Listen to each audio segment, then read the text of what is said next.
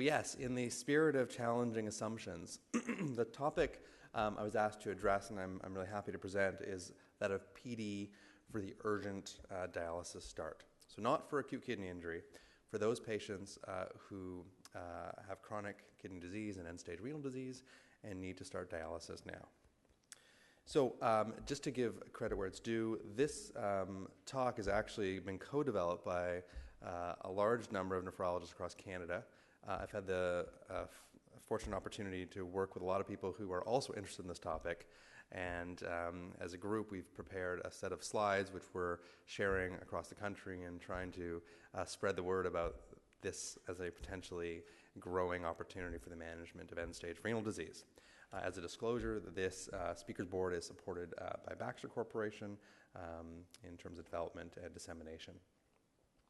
So what do I want to talk about in the few minutes we have today? Number one, what is urgent start PD? What do we mean by that exactly? What is the rationale for this? Why would we be so foolish to try and do this? And then, given that there certainly are challenges to do this, what are some practical tips or approaches that might actually allow us to implement this in real clinical practice?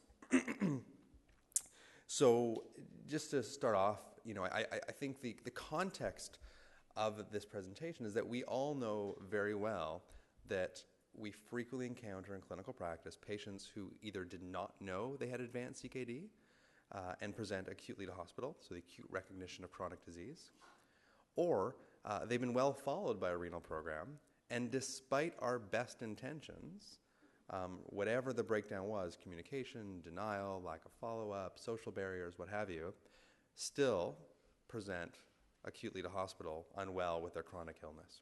And this is a huge problem. Up to 60% of Canadian patients end up starting dialysis in hospital in a way which we would describe as perhaps suboptimal. It's a real problem. And I think the current state of affairs, as we've heard just earlier, is this: that a patient is either referred early or not ever referred, and they show up in the emergency department and they're sick and they're uremic, and they need to start dialysis. And the default is just it's very easy. Either you put in a central line or you just write on a piece of paper, radiology central line, and it just magically happens. And the line goes in, and you write some orders, and the patient's whisked off by the porter, and they get put on hemodialysis. And there they stay, perhaps indefinitely. Maybe they get switched to home therapies, maybe they get a transplant, but often they stay in the in-center unit. And what I'd like to propose is this paradigm, this model, is driven a lot by us. I mean, this is what has always worked well, and this is what is very, very easy to do. We're very good at this. But I think there is another way to do this. The other way is that someone who needs to start dialysis chronically could actually get a PD catheter put in, and then they could start PD instead of going down the hemodialysis route. So why might someone choose PD in general? Why might someone choose this for rapid initiation of dialysis, or choose it at all? We're all sort of bought into the idea of home therapies and peritoneal dialysis, but I think it's always worth looking back at some of our assumptions and saying, why is this? Well, are there RCTs that say that it's better? No, there are not. I think there have been attempts to try to do RCTs, which have been unsuccessful. Most patients, it turns out, have a preference and don't want to be enrolled in a clinical trial where they're randomized. So I'm not that hopeful that we're going to have good RCT data saying this is a better therapy. But you never know. There are certainly some features about PD which I think we all buy into by virtue of being in this room. One, that the survival rates are comparable or perhaps even better in some situations. The infection risk, which we've heard a bit about and I'll elaborate on in a moment, may well be lower. The idea of preserving residual renal function, and then cost advantage. So the paper that was mentioned just a few minutes ago by Jeff Pearl certainly resonated with me. And for me, that was probably a paper that really changed a lot of the way I think about patients going on to dialysis. And again, the caveat is there. This is observational data. We don't have good RCT data knowing about what's the best access or modality for a patient. But here's what we do know, that when you see a difference in outcomes for patients on PD versus hemodialysis, it appears that the use of the central venous catheter is probably what's accounting for any reduction in good outcomes for patients on hemo. That if you took away the central venous catheter starts, things are probably quite equivalent. Now again, this is clearly going to have some degree of confounding, that the patients who start dialysis with a central venous catheter, there's something different about them. We all know that. You see them in clinic. You see them in the units. They probably are different. That being said, I think it's very hard to ignore the fact that, the best data we have keeps showing us that central venous catheters seem a little worrisome. And when we have an alternative, it seems a bit dismissive not to pursue it and explore it and look at it as an option. The other thing is, I think we need to look and see, what do patients want? If you actually ask a patient what they want, not say that they're in the emergency department, we decide that hemodialysis is easier for us. It's much easier for me to take out my pen and write, perm cath insertion, hemodialysis start, and call the PCC to make it happen. If you ask people what they want, well, in many data sets, up to 50% of patients will say, I would actually prefer home therapies. So in the era where patient experience and patient-focused outcomes are becoming more and more important, I think it's something we can't ignore. That although things may be easier for us and more convenient for us, there's certain things that patients seem to prefer. And I think we have to consider that. While costs should not dominate the discussion, it absolutely needs to be a part of the discussion. I don't think we can continue to say, well, we're going to choose the best thing for the patient in front of us only, recognizing we have a limited healthcare budget, and anything we spend on one patient means we're not spending on another. It's a zero-sum game. And so when you look at, and this is some Canadian data, when you look at the cost over 3 years of PD versus hemo, clearly PD comes out ahead. And we know that. That's not new information. But what's certainly interesting from this paper by Betty Chu is what you look about patients who start hemo and switch to PD. And I'm all in favor of taking people from the hemo unit and giving them education and bringing them over to peritoneal dialysis if that's what they choose. But you see that a lot of the cost advantage goes away. And what it suggests to us that getting it right the first time is probably a very cost-effective strategy. So I think what we've seen so far is there's a lot of reasons here why PD becomes a very interesting modality. And again, we've all drank the Kool-Aid and we believe that. But in terms of cost-benefit on a pan-Canadian perspective, we're talking about tens of millions of dollars, which potentially could be reinvested in other parts of our healthcare system. So I think we've made the point thus far that patients certainly come in droves needing to start dialysis without enough planning. Either they never knew or didn't get appropriate care that they needed to initiate dialysis, or they were part of our programs and despite that showed up needing to start dialysis quite quickly. And I think I've made the point that yes, there are certain potential advantages to peritoneal dialysis for all comers. But does that mean taking someone in the emergency department and quickly getting a PD catheter into them is appropriate or practical? And this is a slide that was obtained from Matt Oliver, but Rob Quinn, I think this is also your editing, has created this slide at one point. And I really love this model for chronic outpatient management of the CKD patient or the ESRD patient, which involves really a stepwise approach to identifying someone who has ESRD, assess their eligibility for PD, offering that as a modality, letting them make that choice, try to get the catheter, and then start them on PD. And oftentimes, in this model, we're talking about doing this over many months. And what I'm suggesting is that we could actually shrink this model down to just a handful of hours.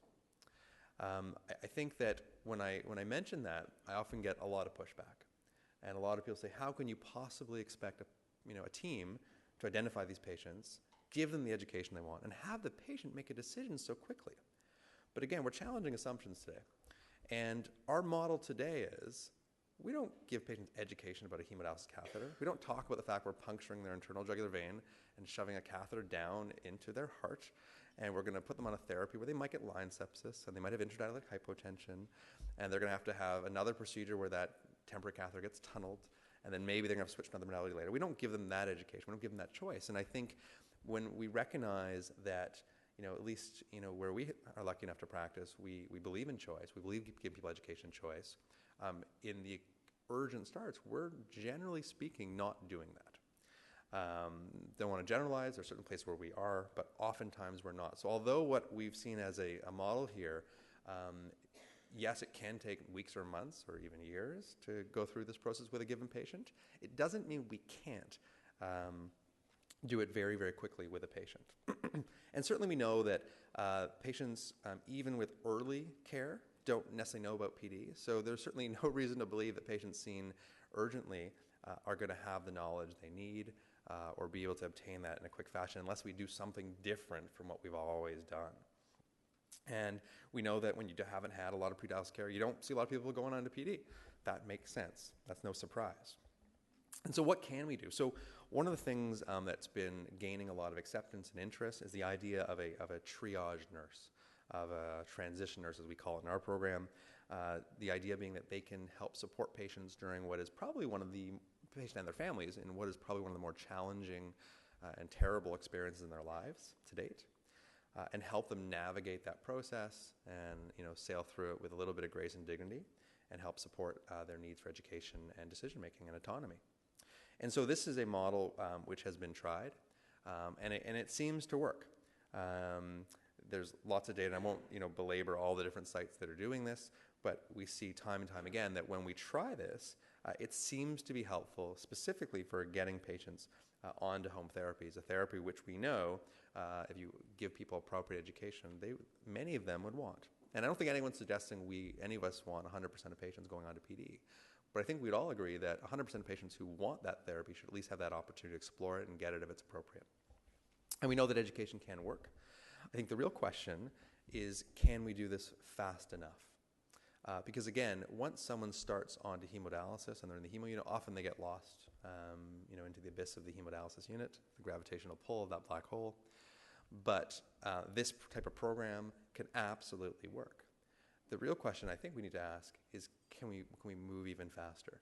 Can we take a patient who shows up at 11 in the morning, having had 2 years of CKD care, had a plan to start PD, and all of a sudden, they're not feeling so good. Their GFR has gone from 11 to 5 or 6. They're feeling pretty crummy, pretty uremic, not in pulmonary edema, not dangerously hyperkalemic, but they need to start dialysis promptly. And can we bring in this type of education fast enough to help get people through the steps needed to get them on therapy? And I would argue the answer is yes. I would argue that we've done this, but it's hard, and it requires a lot of buy-in. So this is just some data, when we look at our center, what we've been able to at least start in terms of education with patients. This, again, is more of the chronic population, but certainly we know that this type of education breeds a lot of interest in home therapies. For us, we've had challenges actually executing and taking that interest into transitions to home therapies, but it certainly reinforced the idea that with appropriate education, we can drive a lot of interest. And I think what the challenge for us is, can we take a patient who shows up at 11 in the morning, bring down our transition nurse within not days, but minutes to hours, support that patient and their family, provide the education they need so they can actually make a choice. Do you want to start hemodialysis? Which is okay if you want to get a central line and start hemodialysis. We're pretty good at that, and it's pretty standard. But if you want an alternative, can we make that happen? And then if so, can we take the next steps? Can we actually get that catheter in very, very quickly? The answer is, of course, we can. The question is, do we want to, and are we willing to expend the effort, the emotional investment to make this all happen? So I think that, can this happen? I think the answer is clearly yes, but it's going to require a lot from all of us. And the number one thing, aside from some of the logistical aspects, which I'll chat about, is really buy-in. Is, do enough of us believe, one, that this is a reasonable therapy, and two, that it's worth the additional effort? Because, speaking to the team I work with, and certainly many other teams, this requires a lot of effort. It requires everyone juggling. It requires the nephrologist to hear about a consult and say, well, I'm going to prioritize that consult. I'm going to come to the emergency department right away instead of waiting until the end of the day to see that patient. And instead of sending my resident down to see them and reviewing with them hours and hours later, we're going to move on this quickly. And we're going to put a call in quickly to the support we need, whether that's the nursing team or the care coordinator or the educator, whoever that is, say, we're going to do education not in a few weeks or a few days. We're going to do that shortly, in 20 minutes. We're going to start that. And then if so, are we going to juggle our schedules, find whoever it is that puts in catheters, whether it's the surgeon or the nephrologist, and the team that needs to be available to support that, to arrange it, again, not in weeks, but within a day or two at the latest. And so, can we do it acutely? I think we heard last that even for acute kidney injury, this is practical, and certainly for our patients, it very much is. We need a method that works, whether this is a percutaneous procedure done by a radiologist or a nephrologist, or a surgical technique, that we can use a double cuff catheter and get this done. Can we do it in a way that allows you to use it quickly? And I think it's worth, commenting on that. I think a lot of people do have concerns this won't work, the catheters won't work, there'll be leakage. But again, remember, traditionally we're always saying, well, this is an alternative, a crazy alternative to hemodialysis. But remember, hemodialysis is not a panacea. How many times have we put in a femoral line, and next thing you know, it's kinked and it doesn't work? And then the patient gets an hour of dialysis, and you're trying to get it changed, and then the nurse has gone home, and they're not getting their dialysis properly. So, hemodialysis isn't perfect either, and I'm not here to suggest that an urgently placed PD catheter is always going to work perfectly. I put in many catheters that I had to replace the next day. I've had catheters where they did leak. Thankfully, I think that's the vast minority of these catheters, and I think for most patients we can use them quite quickly. Our experience has been that using low volume supine IPD allows a catheter to be used without much in the way of leakage, and allows us to do this as an inpatient. And again, with some of the pressures we face, certainly I would also tend to agree that there are challenges transitioning these patients once they're stable to an outpatient acute IPD type model. I mean, some of these patients really just need to get started in hospital, but they could go home and come back. There are some challenges with that, certainly at our center. Funding just for travel, for patients who have travel issues, is there for hemo, not PD. So there's lots of barriers, but again, this is an attitude and a decision we have to make. Do we believe it's important to make this work or not? And so I think certainly, can we do this? The answer is yes, but it does require a lot of infrastructure. It requires infrastructure to have urgent and quick access to catheters, whether that's bedside or surgical. Certainly in many parts of the world, surgical access is not practical. We're so fortunate here. There's no reason why we can't get urgent access to a very, very simple surgery when it is required for a surgeon to be part of the team. We need space. We need nurses' time. We need flexibility in scheduling, not just the hours of nurses, but also the ability to juggle schedules so that we can move people around to get access when we need it. We need a robust communication infrastructure, which is really about good communication and collegiality and working towards a common goal. And then ideally some sort of written protocols so that this isn't something that is cavalier, that's a cowboy type intervention, but like our hemo units, we have a lot of structure. We do the same thing. So again, lots of work, but it can be done. And I just want to show you a few examples of places that are doing this and having success. This isn't just one isolated site that's had a really good team being able to do it. The Ghaffari paper, again, it's a pretty landmark paper for something that's really just more of a description of a quality improvement project. But I agree, I think this paper really resonated with me and a large part of the nephrology community when it was published several years ago, that really suggested that if you try, even in a place like the US, where PD is not certainly as widely accepted or widely utilized as is in Canada, absolutely you can do this. It requires a team of people who are committed and dedicated, who are willing to put in the time and effort, but it can happen. Just to address the issue of leakages, I think if we're going to be honest about this, there is the risk of leakages. I also think we can mitigate that. I know personally that when I put in a PD catheter and I know it's going to be used that afternoon or the next morning, I take a little more care. I make sure that my deep suture is really, really nicely placed, and that deep cuff is really tightly in place without kinking the catheter. And if it's not good, I'll redo it and take the time. Whereas if I know that I'm not going to use it for a couple weeks and I can let it heal on its own and there's no rush, I'm probably not as careful. And so I think that through a focus on technique and the recognition that these catheters are going to be used sooner, it just changes the attitude and the approach of the interventionalist, of whoever's doing the catheter. which again speaks to the need for buy-in from the team. If your radiologist putting your catheters, they need to know that it's absolutely critical this thing works tomorrow and it's not going to leak. If it's your surgeon doing it, they need to know that they got to be comfortable that we're going to be using this right away. And if it's the nephrologist as well, a focus on the time to do it right the first time. So although I think if we're going to be honest with the literature, there is perhaps a hint that we may see more problems with leakage, I think it's like we can mitigate, and it's certainly not a reason not to do it. Again, even if we accept the fact there'll be a slightly higher rate of leakage with these urgently used catheters, again, we're comparing to hemodialysis, which I don't think should be the default, but certainly is not perfect at all. Many, many, many problems with hemodialysis access. Again, I want to show you just a few more examples where we've seen successful approaches to getting patients onto dialysis, onto PD quickly. Arsh Jain, I was chatting with him, and he's part of this group, and looking at what's happening in London. Again, another way of doing things where patients show up, PD is identified as an option. They actually have a team who really is activated and make this happen. And I think the principle here is there isn't one way to do this. There's many ways to skin this cat, and I think that if there's a will to do this, and the team sits down and actually says, we need a strategy, and we need to find all the pieces that need to work and move together and make sure they're all there, any site can do this. But again, it comes down to attitude and desire. Again, a lot of times we talk about this whole issue of how we can get the catheter in, and that becomes one of the central pieces of the discussion. And I'd just like to make the point, which is something I probably haven't spent enough time thinking about, given that many of our suboptimal starts or urgent starts are actually patients very, very well known to us. And in fact, if you look at our center, and I think this is true of many, many centers, one of the number one causes for a patient starting hemodialysis with a central venous catheter is because they plan on doing PD. Of the patients we followed for many years, their plan was PD, something happens, and all of a sudden, we're putting them onto hemo.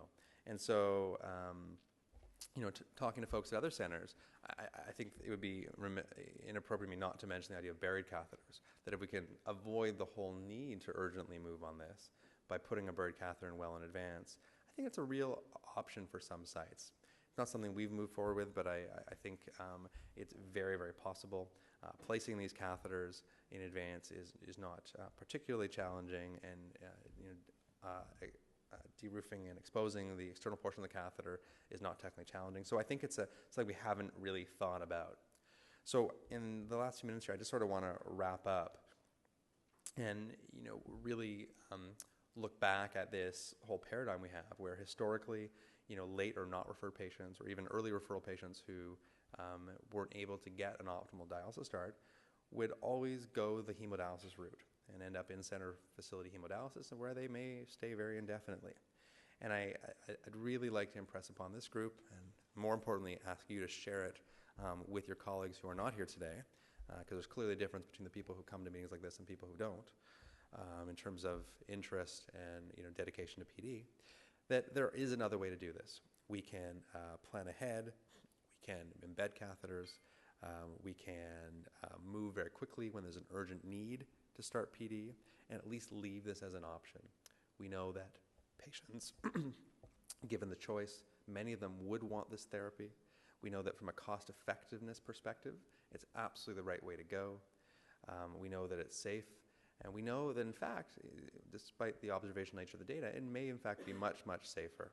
And I think one of the things that certainly always sits with me is when I look at a patient and I look at the idea of putting a central venous catheter into them, it just doesn't sit well with me, knowingly offering them a therapy and perhaps not even mentioning an alternative when we know that therapy is associated with worse outcomes. Would an RCT show that patients do better with an urgent transition to PD versus a CVC? I don't know. But given the data I have, I personally don't feel right about at least not offering that opportunity to the patients in front of us. Make sure the infrastructure is in place, and as is compatible with our approach to healthcare, give patients choice and support that choice. And so in summary, I think it's important to remember This is not a problem of the GPs not referring. This is a problem we need to own as a renal community. Early referred patients are also at risk of urgent initiation of dialysis, and we need to deal with both the drivers of that and the solution. Even though today I've focused on urgent start PD, it's up to us to deal with that problem of the early referral ending up being a suboptimal or crash start. That a home dialysis first culture and infrastructure is really necessary for all this to work. Infrastructure without attitude won't work, but attitude without the logistical support also is ineffective. That this is possible. For all the detractors out there, I think there's enough examples of success where we can believe that this is possible to do. It doesn't preclude the possibility that some of our patients will need bridging hemodialysis. I would never put someone on urgent PD who is in flash pulmonary edema or at a KF7. I think that would be foolish with the things we have available with hemo. But certainly this is available for many, many of the patients we see. And the benefits, I think, are real. Avoiding the risk of a hemodialysis catheter, being consistent with patient wishes, and being thoughtful of the cost realities of healthcare today, which are getting worse, not better.